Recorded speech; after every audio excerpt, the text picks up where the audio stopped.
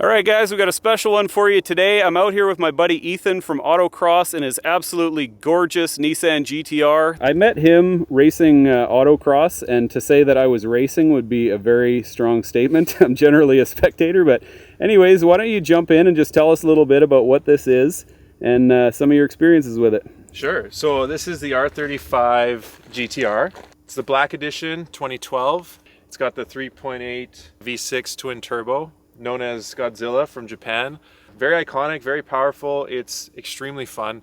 I've had a blast with it in the last 4 years. I put 70,000 kilometers on it.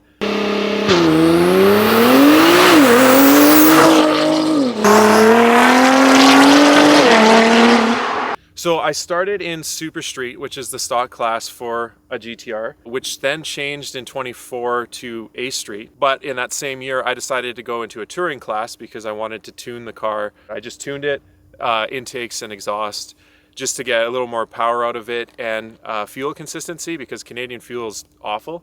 I got tired of having the best run and having a fuel issue come up and the dash start flashing. So I wanted to tune it for Canadian fuel, which Cobb offers that. So what kind of power do these things make stock? So 2012 in particular is around 530. But again, once you plug a tuner into it, they all go to the latest and greatest tuning and engine maps. And they all average out about the same. So closer to 600, probably 580, 590 with the Cobb tune on it. Okay, so we're under the hood now. Can you just walk us through a little bit of the changes you've made? Sure. Pretty basic.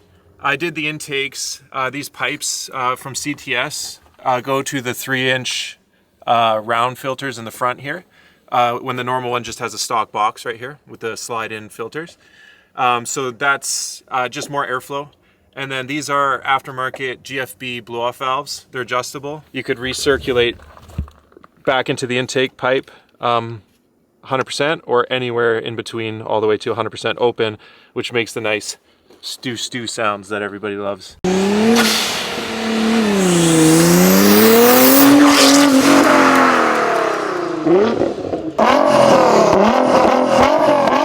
the other modifications I did do for it, which were allowed both in Super Street, the street class when I had it, and Super Street Touring, obviously moving forward, there's more modification availability, was 90 millimeter catbacks. So 90 millimeter exhaust coming from both sides of the exhaust manifolds, all the way back to here. And there's just a valve inside of them that can turn it into a quiet mode. And then the rear sway bar. The car tended to understeer, so I wanted to stiffen up the rear end of it so that it skid around a little bit more and I had more control of pointing the car in the direction I wanted to accelerate from. So I do daily drive this car. I race it. I use it for everything. These seats are crazy comfortable. It is the Black Edition, so it has the red trim Recaro seats, which are kind of special. They really hug you. They feel like a race seat, but they also have all the adjustability, heated seats. Very comfortable. I used to drive Dodge Neons, which, as legit as those are, they were less comfortable to drive around in. And I'd have a sore back if I had a half an hour drive with that. And this one feels like a chiropractor and massage therapist have been working on me for 7 hours if I go to Vancouver. My family hops in the car all the time. There's seats in the back, which is great. I autocross pretty much weekly, if not more than once a week, because there are so many events locally here in Kelowna. It's the most active autocross venue in BC for sure, if not Canada. As far as costs go on the car for maintenance and repairs, their transmissions are their weak point in terms of what's going to need work done. The engines are pretty bulletproof. They have an all-wheel drive unit that is prone to overheating, so the fluid in it gets hot.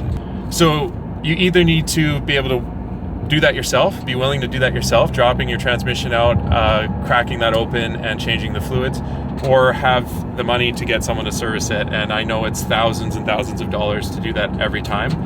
I've probably had to do that once every year since I've owned the car, but I was really learning how to control that heat in the all-wheel drive unit and what the best frictions and fluid are for that. So that's the big cost there. I can't really put a number on it because I do it myself. The fluid itself for a repair like that is probably $1,000 for the whole thing said and done. So $1,000 a year for that oil change alone, and then a good 13 hours of my time at least.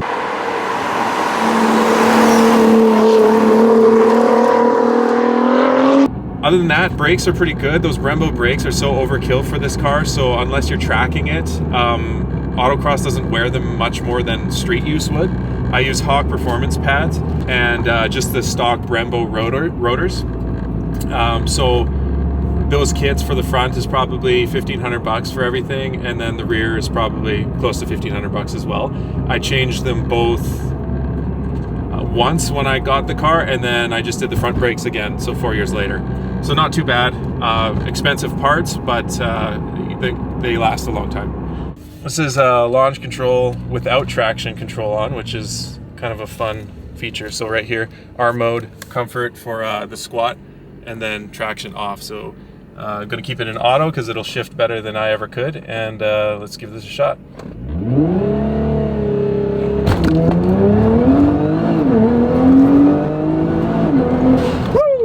Yeah, it doesn't get old, and it does that all day long as that all-wheel drive unit has good fluid in it. Wow, so that is wild.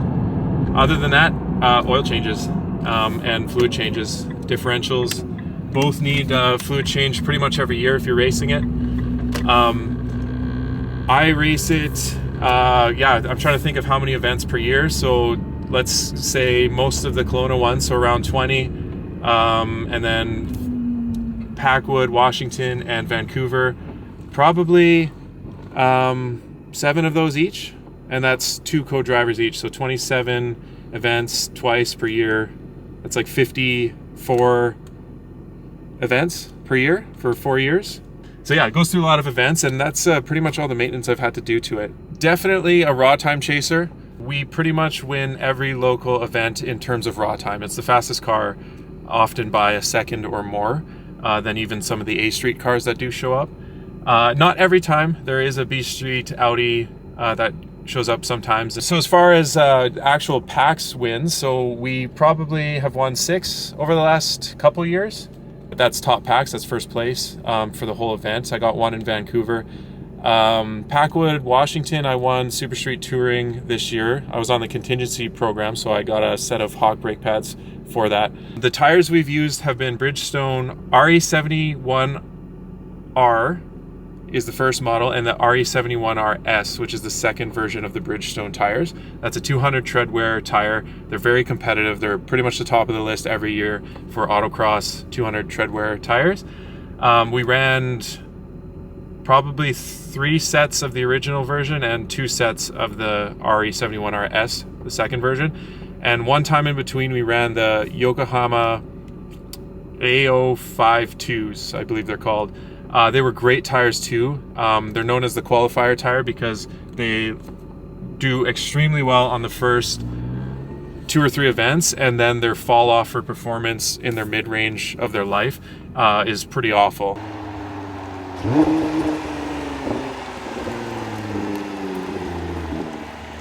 I'm fascinated by this car. The novelty of owning one hasn't really worn off. I've never seen myself in such a high performance, high caliber car before, and especially considering the price. Like, you could save up $450,000 or whatever it costs to buy one of those new Porsche GT3 RSs, which is a phenomenal car. Like, it's on the top of many people's dream car list, and this will still beat it in straight line performance. Maybe not in track and autocross, but like, it comes close. So it's not a king at everything, but it's extremely good at everything. It can be used in any event. All right, so this year I had a few sponsors. M&T Northside Service, it's a local mechanic shop in Kelowna here. Very good. Yeah, they really helped me out on some race tires that couldn't fit on rims at any other shop, so that was great. Lordco Racing has a great racing program for all people of all types of racing skills and levels. You just connect with them online, and they can get that sorted out for you if you would like to join them. Hawk Performance does a contingency program down in Packwood, Washington. Like I said, I was able to win some brake pads this year because of that. And SECA and Tire Rack are obviously big sponsors for all the United States race events. Through the process of autocross, I've decided to make a channel dedicated to autocross education, specifically learning more about car builds and driver skills and how to improve your lap times, I guess your run times in autocross. It's going to be fun. We're going to go through everything from basic builds of street cars to some pretty extreme modified vehicles out in the United States, a lot of pro driver tips, and some dissecting of the sport as a whole, everything from PAX times, from education principles of driving and how it compares and doesn't compare to track and other motorsports.